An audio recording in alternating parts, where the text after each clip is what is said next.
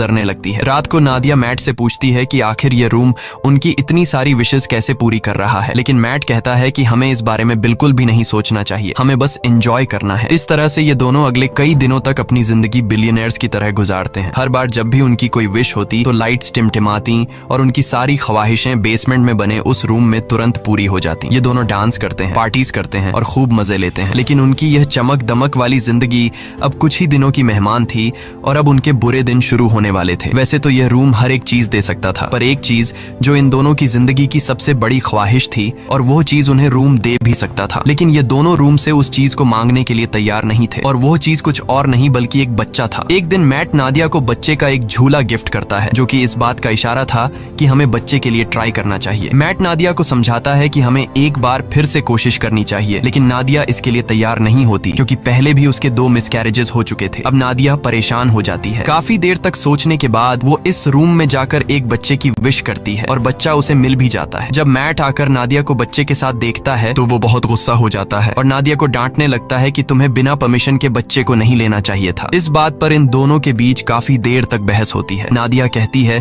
कि उसने यह शॉर्टकट इसलिए अपनाया ताकि मिसकैरेज या लेबर पेन की तकलीफें उसे न झेलनी पड़े। वो कहती है कि हम दोनों इस बच्चे के साथ बहुत खुश रहेंगे, पर मैट इस बच्चे को एक्सेप्ट करने के लिए तैयार नहीं था और वो नादिया से कहता है कि तुम उस रूम में जाकर रूम से इस बच्चे को वापस लेने की विश करो। अब नादिया न चाहते हुए भी उस रूम में आती है और बच्चे को गायब करने की कोशिश करती है, पर वो ऐसा नहीं कर पाती, इसलिए वो बच्चे को मैट के हवाले कर देती है। अब गोद में बच्चे को लेकर मैट भी इमोशनल हो जाता है और वो भी उस बच्चे को गायब करने की विश नहीं कर पाता और बच्चे को वापस नादिया की गोद में डाल देता है। अब यह दोनों फैसला कर लेते हैं कि इस बच्चे को पालेंगे और इस तरह से ये दोनों एक बच्चे के पेरेंट्स भी बन जाते हैं। अब बच्चे को लेकर नादिया तो काफी खुश थी, पर मैट को इस बच्चे से बिल्कुल भी लगाव नहीं था और मैट इस रूम के बारे में और जानकारी हासिल करना चाहता था, इसलिए वो फिर से रिसर्च करने लग जाता है और उससे पता चलता है कि वो लड़का जिसने इस घर के ओनर यानी अपने माँ बाप को मार दिया था वो अभी भी जिंदा है और एक मेंटल हॉस्पिटल में जिंदगी बिता रहा है। यह जानने के बाद मैट अपने विश के जरिए मांगे गए पैसों के ढेर से कुछ पैसे अपनी पॉकेट में रखता है और जॉन से मिलने के लिए निकल पड़ता है। हॉस्पिटल पहुंचने के बाद नर्स मैट से पूछती है, क्या तुम एक रिपोर्टर हो, क्योंकि पिछले 45 सालों से जॉन के लिए कोई भी परिवार का बंदा नहीं आया। ये सुनकर मैट झूठ बोल देता है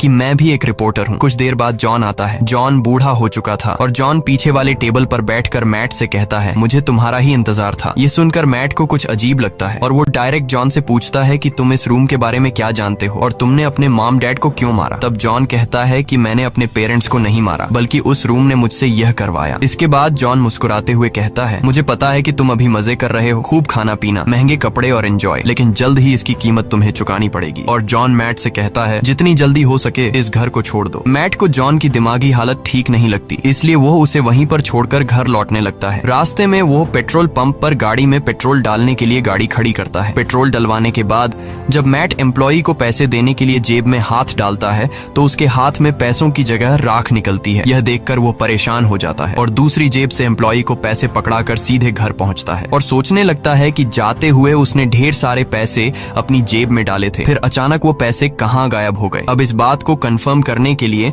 उसने रूम से विश के जरिए जो पैसे मांगे थे वो उन पैसों को उठाकर बाहर खिड़की से फेंक देता है और देखते ही देखते वो पैसे अचानक गायब हो जाते हैं। इसके बाद मैट विश के जरिए मांगी गई एक पेंटिंग को उठाकर उसका आधा हिस्सा घर के अंदर रखता है और आधा बाहर। कुछ ही देर बाद जो हिस्सा घर से बाहर था वो राख में बदल जाता है और बाकी का हिस्सा वैसा का वैसा ही रहता है। यह देखकर मैट समझ जाता है कि वो लोग इस रूम से मिली किसी भी चीज को घर के बाहर नहीं ले जा सकते, नहीं तो वो सारी चीजें राख में बदल जाएंगी। मैट अब रूम की दीवार को तोड़ने लगता है ताकि उसे पता चल सके कि आखिर इस रूम में क्या छिपा है, पर दीवारों के अंदर उलझी हुई वायर्स के अलावा और कुछ भी नहीं था। हर जगह बस वायर्स ही वायर्स थीं। दीवारों को तोड़ने के शोर से नादिया भी वहाँ पर पहुँच जाती है। नादिया बच्चे को गोद में लिए बाहर की तरफ जाने लगती है, पर मैट उसे बाहर जाने से रोक लेता है और कहता है कि बच्चे को बाहर ले जाना सेफ नहीं है। वो उसे असली वजह नहीं बता पाता, मगर खुद उसे पता चल चुका था कि जो कुछ भी उस कमरे से विश के जरिए मांगा गया है